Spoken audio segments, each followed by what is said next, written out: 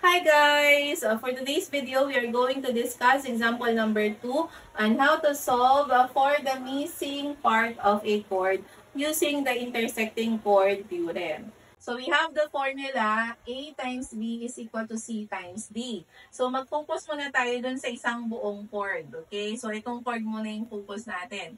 Suppose ito i-represent natin as A, ito naman yung B. Tandaan nyo ha, yung pinag-multiply natin, laging yung part ng iisang chord lang. Hindi pwedeng ito tapos ito, or ito saka ito. Mali yun. So you focus at one chord. Okay, suppose this one is A, this one is B. So A times B is equal to C times D, di ba?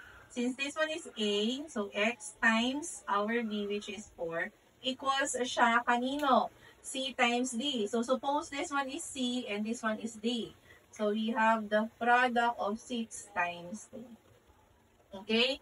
And then let's multiply. X times 4 is just 4x is equal to 6 times 2 is 12. Dahil x lang yung hinahanap, we just have to divide yung parehong sides with the 4. So cancel na yan. X will be equal to 3. Okay? So ganun lang. Simple and simple. Now what will be the value of this missing part? Okay? Kung ito ay 3, at ito ay 9, at ito ay 7. What will be the value of x? Don't forget to follow for more math videos. And remember that sharing is scary. Kaya kung nadalian kayo sa topic na to, i-share na ang video na to. Okay? Bye!